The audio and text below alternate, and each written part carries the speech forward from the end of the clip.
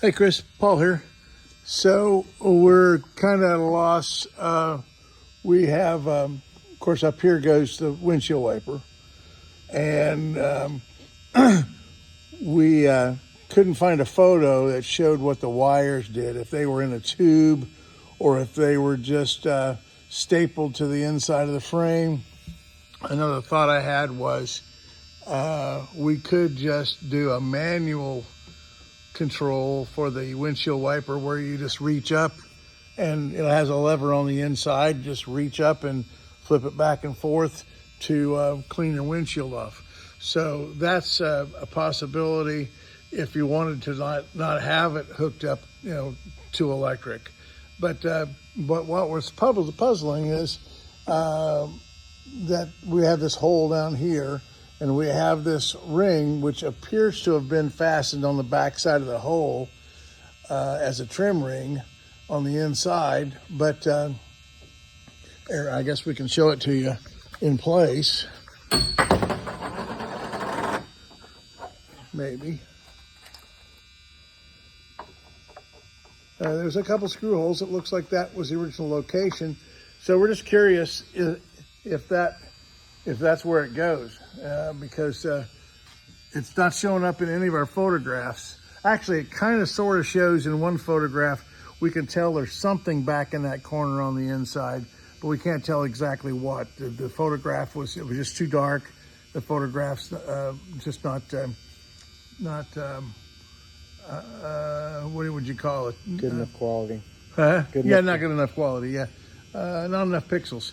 But anyhow, so the other thing that we discovered, and I think I mentioned it in a previous video, is there's a lot of sanding scratches. Now we are pretty sure we didn't do these. We taped everything up during the process of stripping the varnish off. But I have ordered some deep scratch polishing compound and so forth that we can get those scratches out for you. So just let me know if you want us to do that, and we'll get those out for you.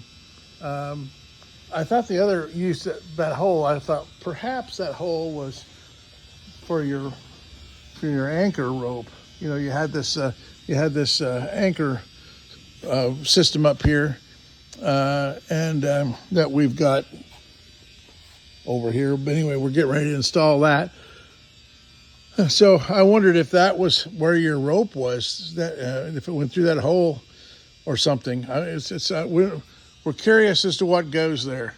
So, and I've got some really good pictures, but the shipping strap was still on it, and there's a big on the shipping strap. There's a big in that picture. There's a big pad on the shipping strap. So it's kind of like, well, where does it? What goes in there? So if you would give us an idea on that, that would be very helpful. Let us know if you want us to polish your glass. One other thing was back here. When we pulled all the chrome back out of the tubes, we stored the chrome in the tubes on the wall. Pulled all the chrome back out. We found that this rub rail was a different size than the other rub rails. We looked in all the pictures, and it did confirm that this rub rail was on this port side. It's 3/4 inch wide. All your other rub rail is 1 inch wide. Now we can source some 1 inch wide stainless, and then we can cast 2 more of these arrows. But as you recall, the chrome plated brass that you've got here, this is not stainless, this is chrome plated brass, didn't need to be re-chromed. And even if it needed to be re-chromed, this stuff gets done in tanks, and our chrome shop doesn't have a tank in the floor that they can do this with. They don't have any kind of a tank or any container that they can chrome something this long.